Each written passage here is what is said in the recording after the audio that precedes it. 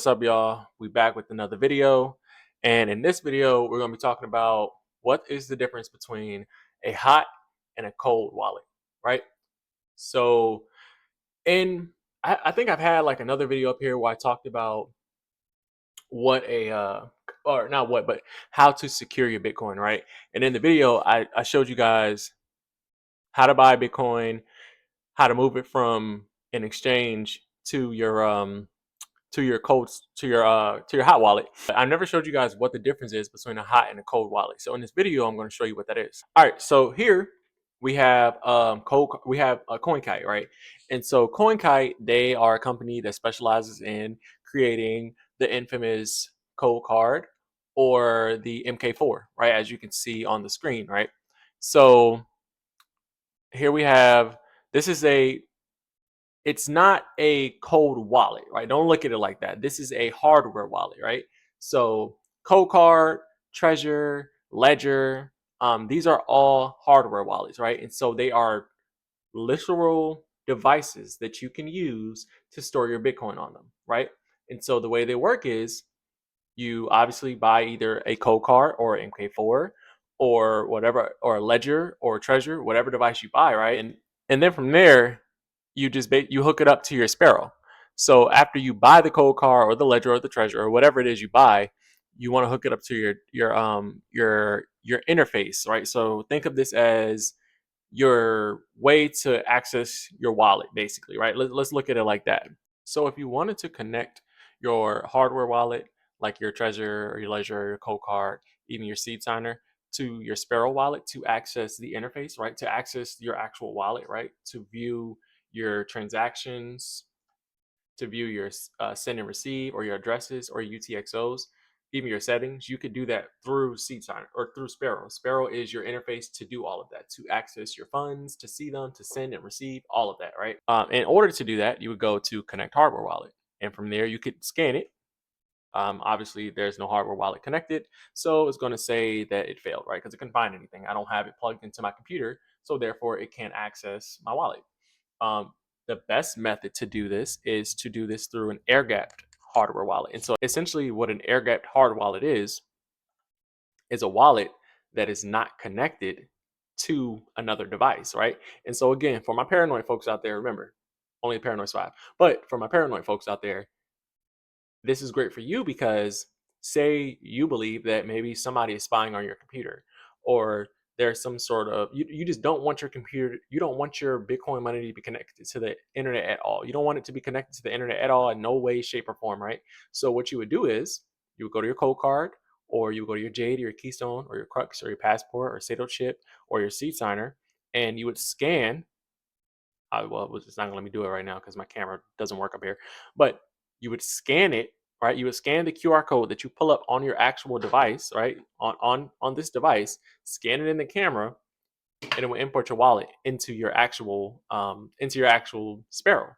And so from there, you could do whatever you needed to do as far as sending money, receiving money, looking at your UTXOs, managing them, looking at certain addresses that have UTXOs associated with them, looking at your transaction history, looking at how much Bitcoin you have or sats, whatever it is. You could do whatever from here. The main problem with the hot wallet is that a hot wallet is always online.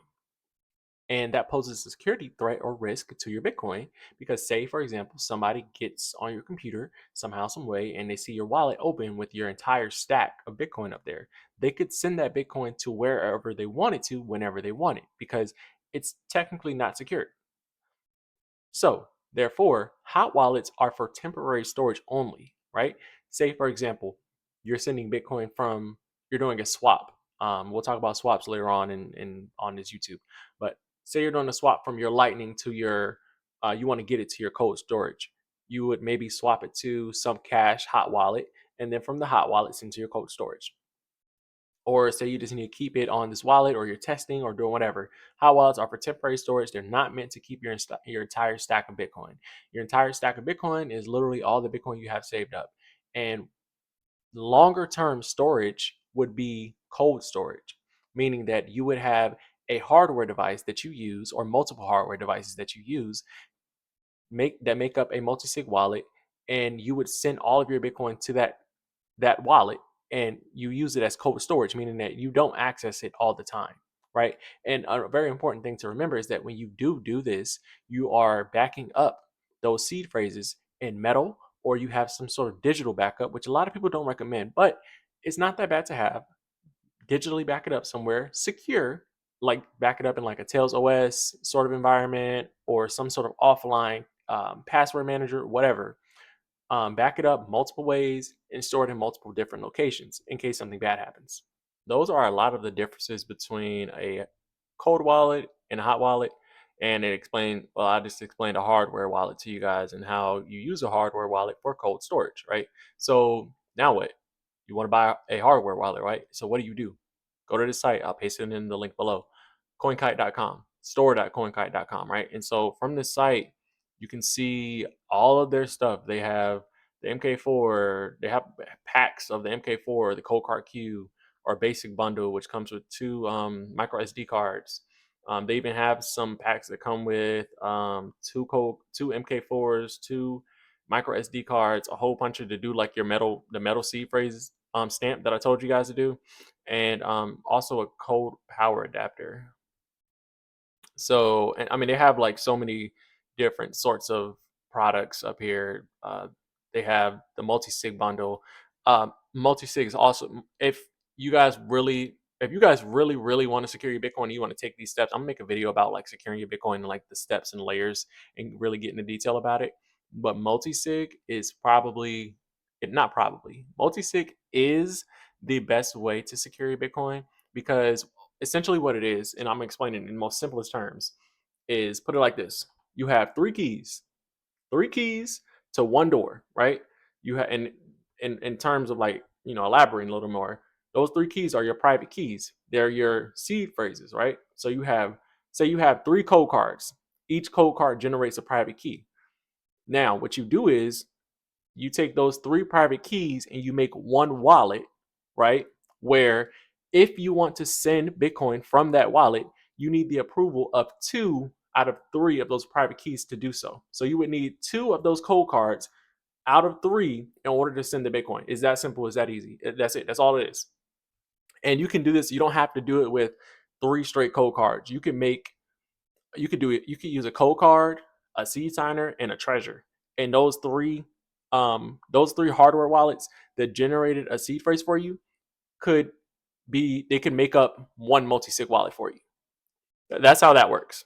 I mean, buying a code card is easy. You go here, go to the site, you go to code card, click on it, wait for it to load up, secure your Bitcoin, buy now. They accept Bitcoin.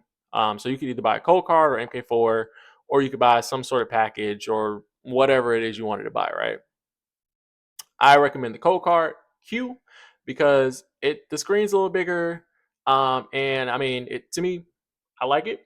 It's newer. I like the Coldcard Q, but I know it is a little bit more expensive. So on that end, you could go and buy the MK4. Now, the Coldcard has a lot of different features, right? You can do things like set up a dummy account. You can set up like child seeds from your parent seed in here. There's so many different things you can do. But again, a cold card is very expensive, and I understand a lot of people don't have the coin like that to go out and just spend $200-300 on a cold card. So, what is the alternative? I personally would recommend go and buy. You can go and buy a seed signer, or if you don't trust people who put things together and you think that they may have put some sort of backdoor, or if you're paranoid, basically, you can just create your own, right? This is why I like this. This is why I love the seed signer so much because it's so customizable and you can do whatever. You can do whatever you need with the seed signer, right? And it's cheap. So if you want to, I'll put this link in the description as well. But seed signer seed signer was created by this guy. I'll post his Twitter or his X on the link below as well. He was like some security guy back in the day, and he got into Bitcoin and he created this for the Bitcoin Bros, if you will, right? He created this for the Bitcoin Bros, and so literally this is it. Here are some of the essentials. If you're not a technical person, don't worry. They have a Telegram. You have me. Hit me up. I can show you guys how to do all this stuff. It's super easy. It's not hard. Don't call me, but send me an email, message me some way, get in contact with me, comment. I can set you up. But here are the essentials. You need a Raspberry Pi Zero, Wave Share, 1.3, Raspberry Pi Zero, micro SD card, and it kind of goes into detail with all this stuff, right? All the parts in total cost like, let me see. I wonder if they have the price up here. It's like less than $100. I think it's like $60 for all this stuff, or maybe like $70 or something like that. Like it's so easy, and they even have like an assembly demo for you guys to watch, as you're doing this, right? Um, Here you can buy like these are links to like buy like some of the parts. But if you don't want to do that, you can go to like these sites right here, like GoBurr, DIY Knows, Anchor Holder if you're in like the EU. If you're in the United States, BTC Hardware Solutions, Stack, or if you're in Brazil, Stack Bay Australia, Hands Me, right? Here, to these sites, we'll click on it and I'll show you. But on these sites, they literally assemble the kit, the SeedSigner for you, and they just send it to you, and then you just go from there. You set it up. That's it. Simple, very easy, very quick, not hard at all. You don't have to go through any trouble of setting it up, and it's going to cost you how much is it? It's going to cost you $80 for the whole thing. Way less than a season, or way less than a Coldcard Q. So, or you could just spend like $60, put it together by yourself, right? Buying a Coldcard Q, not hard. You can also assemble this. The SeedSigner is very here. I'll put it in the camera so you guys can kind of see it. It's nothing to it. It's just this LCD screen. The Pi 4 is underneath there. There's a camera here on the back, as you can see, and that's it. It'll generate uh, seeds for you if you want. If you want to use all three, if you want to create a multi-sig wallet, you can generate 3 seeds from this wallet, write them down, put them somewhere safe, put them in steel, whatever it is, and every time you want to send Bitcoin, put those seeds back in here, scan it, place it in word by word, whatever it is, however you want to do it. They'll come up in here and you can send Bitcoin. Simple, easy. Another note, they did kind of improve this. I wonder if I'll post the Telegram group at the link below so we can kind of so you guys can kind of get in the group and start contributing, or if you have any questions you can like message or whatever some people in there. But they made a bigger screen, bigger LCD screen for this SeedSigner here, and I have it here. And so it's cool because the original SeedSigner that was built was literally just like this, but it was the size of this.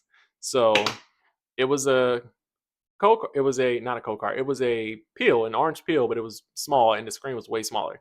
But now you have a SeedSigner, which is simple. Parts are easy to put together, to build. Uh, so yeah. Uh, if you guys have any other questions, please send me an email, message me, comment, whatever.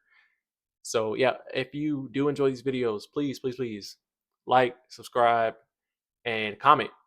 I appreciate it. My algorithm appreciates it, and I'm sure more of my viewers would appreciate it as well. Thank you for tuning in. Sovereignty is out.